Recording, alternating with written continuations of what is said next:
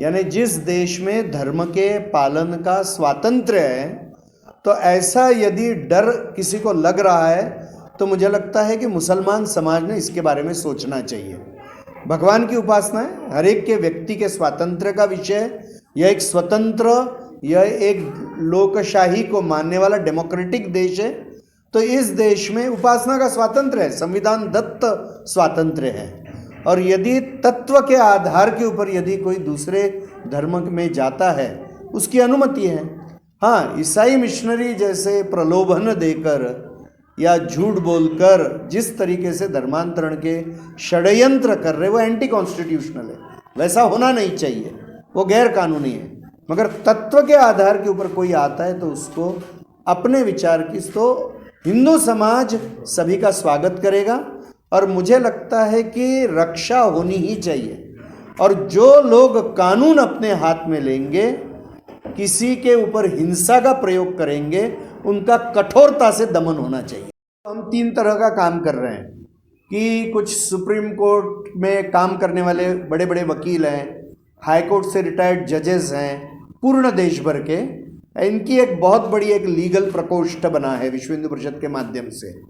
तो संविधान सभा में क्या बातचीत हुई थी, सुप्रीम कोर्ट के डिसीजंस क्या है, ये सारी बातें लेकर, और जो अलग अलग कानून सभी राज्यों में है, जहां उन्होंने रिलीजियस एंडोमेंट बोर्ड्स बनाए, धार्मिक परिषद बनाई कि जिसके माध्यम से वो मंदिरों का कंट्रोल करते हैं, तो उनके डिसीजंस और उनकी कार्यपद्धति का अभ्यास शुरू है।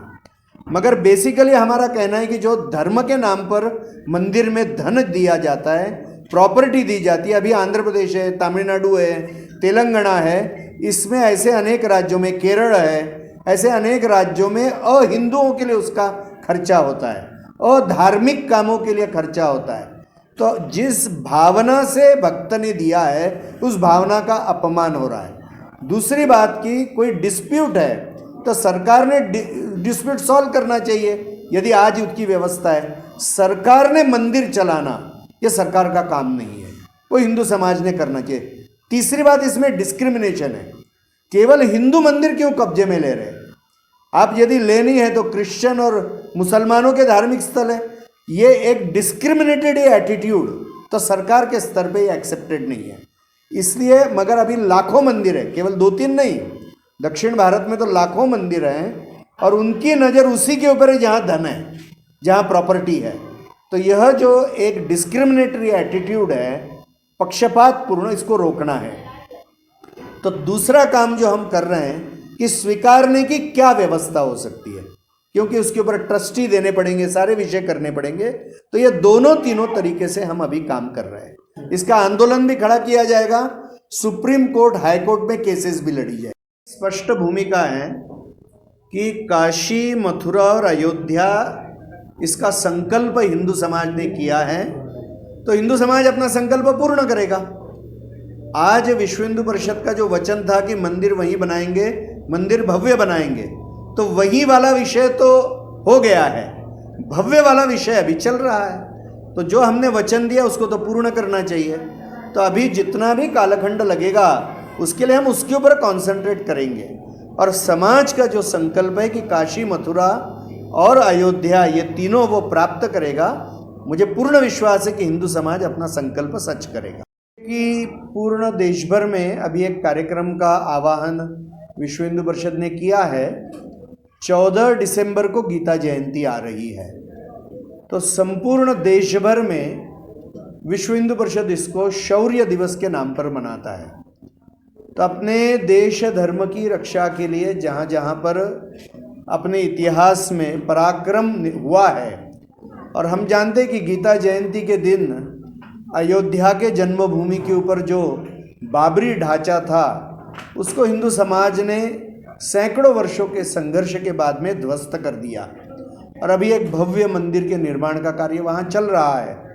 इसलिए गीता जयंती का दिन यह शौर्य दिवस करके पूर्ण देश भर में यह मनाया जाएगा। इस वर्ष 14 तारीख को यह दिवस आ रहा है। तो संपूर्ण देश भर में बहुत व्यापक प्रमाण में इसके कार्यक्रम सभी जिलों, प्रखंडों तक विश्व हिंदू परिषद के माध्यम से होंगे। कि समाज में एक शौर्य पराक्रम का भाव यह निरंतर बना रहना चाहिए, इसकी आवश्यकता है।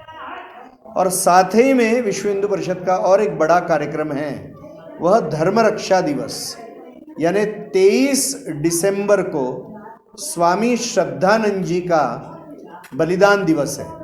स्वामी श्रद्धानंद जी ने अपने जीवन काल में हजारों लाखों मुसलमानों को और ईसाइयों को हिंदू धर्म में उनका स्वागत किया।